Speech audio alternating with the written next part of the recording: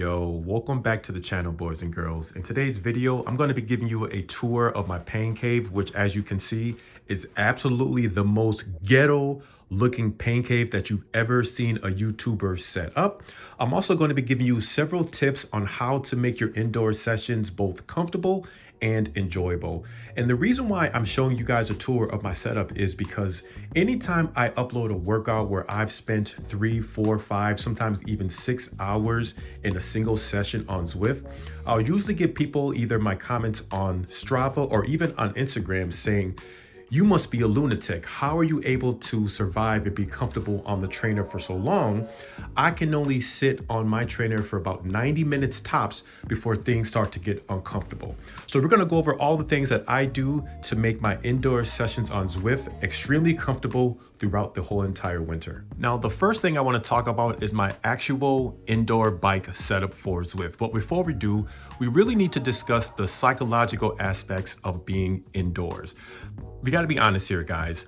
Being indoors training is never going to be as comfortable or as enjoyable as being outdoors. So you have to realize, what's your purpose? What's your intentions of being indoors in the off season, especially if you live in the Northern Hemisphere?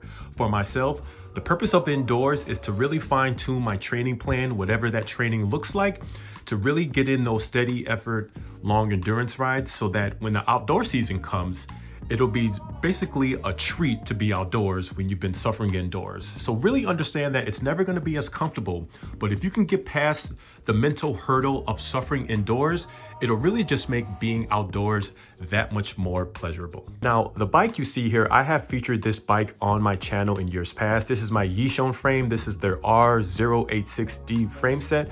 It's long, it's low. Personally, for just my riding style, I prefer to have a bike fit that is similar to what I would typically ride in the outdoor season. That way, if I have something that is going to be long and low, then I don't have to retrain my body when I get back outdoors on my outdoor bikes, like with my SL8, because that has a lot of reach. So I like to be ready to go at a moment's notice, and that's why I prefer to have a bike that's a little bit more on the aggressive side indoors. Next up, let's talk about my trainer. All right, now moving on to my trainer. So this is a couple years old now. I've been using this for the past 2 years, but this is my Psych Plus T2 Smart Trainer. It uses a magnetic drive as opposed to the belt drive with the Wahoo systems. It's extremely smooth. It's very comfortable with the pedaling stroke. It's very lightweight, so it's easy to move around, although this is a stationary position that I have. And currently at the time of this video, you can find this trainer on Amazon for like $600. So you don't need to spend $12,000 on this elaborate trainers. This will get the job done, and I've been using it for 2 years strong now. For $600, I have zero complaints. And I am using a wax chain indoors as well. Shout out to Psych Plus. I do like having a wax chain. It does increase the drivetrain efficiency, as well as also increase the longevity of your drivetrain system. Another aspect that I do have is I do use power meter pedals. Now, of course, the indoor trainer does measure your power output, but I just like to have the dual readings just in case one day in the future I happen to be in some sort of elite Zwift races. That's never going to happen, but it's just nice to have that second metric for measuring power. And so I have these are like 5 or 6 years old now, but these are my Power Tap P2 power meter pedals. Okay, so now that we discussed my bike trainer, let's talk about the very specific things that you can do to make your time indoors both comfortable and enjoyable. So number one is look at where the through axles are for both the front wheel as well as in the rear. So those two through axles here and for here, those need to be absolutely level with the ground. The idea behind that is because when you are out on the road, right, your wheels are going to be level.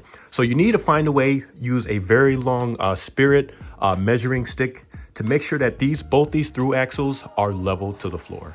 Now, the second thing you can do is pay very close attention to using a very comfortable saddle. Now, this saddle's from AliExpress. I have done a separate video on it. It cost me probably like $70, but as you can see, it's 3D printed. It's not as elaborate as the ones you would purchase from, say, Specialized, but those are also going to cost you like $350. But for $70, I have a saddle that's very comfortable. It keeps me in place. It doesn't slide around or anything like that. It's very comfortable, and my sit bones are right centered on the saddle as well. And as you guys can see, I also have this saddle leveled to the point where the front half of the saddle is level to the floor as well. So you're starting to understand where I'm getting at here is you need to make sure that those through axles are level to the ground as well as your saddle. Now, in addition to your bike being level as well as your saddle being level, your saddle needs to also be level left and right. Now, as you can see here, the measurement is slightly off, which is why I'm so glad that I've checked this, because this is very important as well. This metric right here needs to also be level because this is where your sit bones are going to sit on the saddle. So any sort of angle that's slightly off, even if it's 1 to 2 degrees, you are most certainly going to be able to feel that, especially when you get to hour 2, hour 3, etc. Now, for my floor, because I am on the top floor of the apartment building that my wife and I both own, the floor in this spare bedroom is not exactly level. So I had to do some kind of ghetto things to make my trainer be level, both left and right. And I even have a little bit of cardboard underneath the mat just to rise up the front end just a little bit to make sure those through axles are level. So all these little things you will have to fine tune to have everything level. So this measurement here needs to be level left and right. Through axles need to be level to the ground, and then the saddle needs to also be level to the floor. Next up, let's talk about ventilation and airflow in my super ghetto indoor setup. So as you can see, I have 2 fans. Don't ask me why I have 2 different types of fans. One of these fans I use for just in case there's a little bit of water in our basement and I just want to kind of ventilate that out. But this is a shop fan, but somehow both of these fans seem to work flawlessly with my setup. And then I have a little button here that I can press mid-ride to turn both of these fans on. You don't want to have to go to the buttons on them directly because it'll just be too much time wasted. So I'm able to turn them both on using the touch of one button. And of course I have a speaker that will play out the sound for my Zwift. And then if all this fails, if it gets too hot, I'm able to open this sliding window from my bike. So between all of that, and then sometimes I'll even crack the door as well, just to kind of get some cross ventilation in here. But I have everything set up here for airflow in order to be very easy to do, that I can basically turn on and off within just a couple of seconds without disrupting my time on the bike. Now, of course, I could have cleaned up my pain cave, giving you guys some really fancy B-roll footage of me on the trainer and made this whole entire video look like some sort of marketing commercial for such and such brand, but I'm giving you guys the real. I don't care at all what my pain cave looks like, because the goal at hand, guys, is to get stronger. It's to get fitter. It's to make 2025 be the best version of yourself on the bike that you can possibly be. So I just need things to be functional. I need them to be utilitarian. I need to be able to hop on the trainer, turn on Zwift, plug in everything, get my headphones on, and be ready to smash those watts, be ready to put in a 2 to 3 hour zone 2 endurance ride. So quite frankly, I don't really care about aesthetics, because we're not doing this for Instagram, guys. We're doing all of this to be comfortable and to be super strong on the bike. All right, next up, let's talk about some of the creature comforts I have that allows me to be able to ride for up to upwards of 6-7 hours on the trainer. So I have this phone holder, which I use to control my Zwift. I know it's kind of ghetto, and yes, you can buy a quad lock to have this look more elaborate, but the whole point of this indoor setup is for everything to be relatively inexpensive. You don't need to spend a lot of money to have an enjoyable experience indoors. You just need to have everything optimized. And then I have a computer mount holder right here, which is for me to be able to read my power output to make sure that the power that I'm getting from my power meter pedals are accurate. Yo, my wife and I, we're kind of frugal when it comes to our usage of energy in the winter time. So we keep our thermostat indoors at like 67 degrees Fahrenheit. I'll put somewhere in the comment what that is in Celsius, but as you can see, it's about 64 degrees Fahrenheit here in my pain cave. This is perfect, especially when I'm starting to do Zwift races and VO2 efforts. As soon as this gets up to 70 degrees and higher, that's when the sweat really creeps in and it becomes uncomfortable in here. So I like to keep it at around 64, 65. Oh yeah, shout out to Majin for sending me out this bicycle clock. And then this is what I keep on my table beside my bike trainer. Now, it's very important to have a bike trainer setup that stays permanently in place. If you have to break down and then build up your bike trainer every single time you want to do an indoor session, that little bit of extra work is going to most likely be just enough energy to not make you want to hop on the trainer. So obviously I'm in a spare bedroom, which is why I'm able to have it look so messy in here. But this is a permanent place that I have for the whole entire winter so that I don't have to faff around. I can literally just throw on my clothes, my shoes, and then I'm ready to go. But anyway, here are some of the things that I have on my table. So of course, a towel. This is the optical or whatever it is. This is for my heart rate monitor, courtesy of Majin. I have these noise cancellation headphones from Bose. These are really nice to have, especially when I have both of the fans blasting. And then what I usually do when it comes to hydration is I'll keep one bottle strictly just for water. And then this one will have all of my carbs. Now for my indoor sessions, I don't really mess with anything super elaborate. Literally all I'll use is just sugar water with a pinch of salt, as well as a splash of Gatorade. Usually I have about 80 to 100 carbs in this bottle, and this will be good enough for an hour of racing, or usually up to even like 2 hours of zone 2 training. And then right here, guys, this is the magic sauce right here. So this gel right here can hold about 230 grams of sugary goo. So I make all of my goos and my gels at home.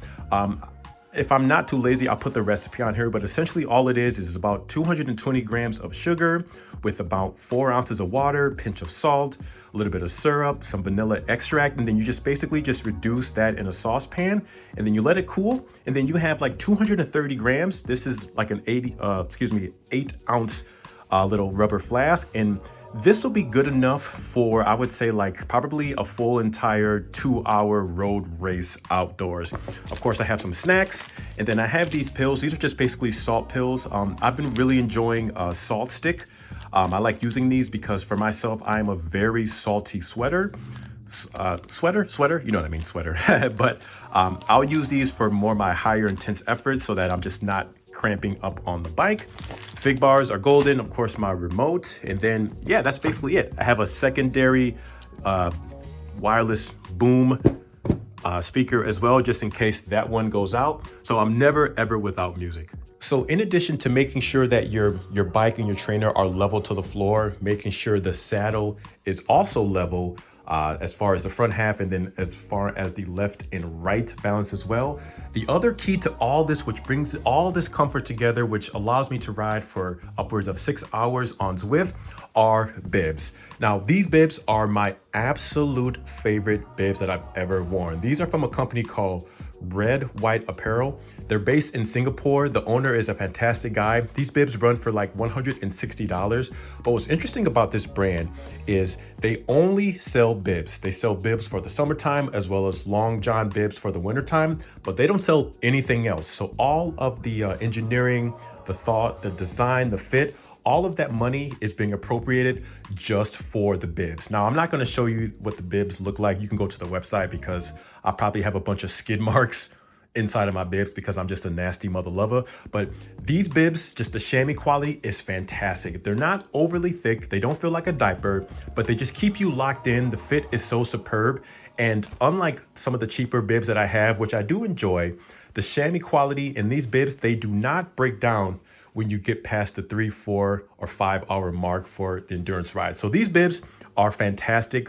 Whenever I'm doing any longer sessions, whether they're indoors or outdoors, basically anything longer than 3 hours, these bibs from Red White Apparel are the only bibs that I trust for my booty hole. So that's really it, guys. The key takeaways in this video is to make sure that your trainer is level both front and rear, left and right. Make sure you have a comfortable pair of bibs. Make sure you create an environment for your indoor training experience that it can be very easy and convenient to get on it, because the less time it takes you to hop on the trainer, the more time you can use to smash out those watts. Make sure, of course, you have proper ventilation, and just make sure you have just a simple creature comforts that you can easily grab and mess with without having to hop off the bike. So that's gonna do it for today's video, guys. Questions, comments, and concerns, please feel free to leave them down below, and I'm gonna check you guys on the next one. Thank you so much for watching. Peace.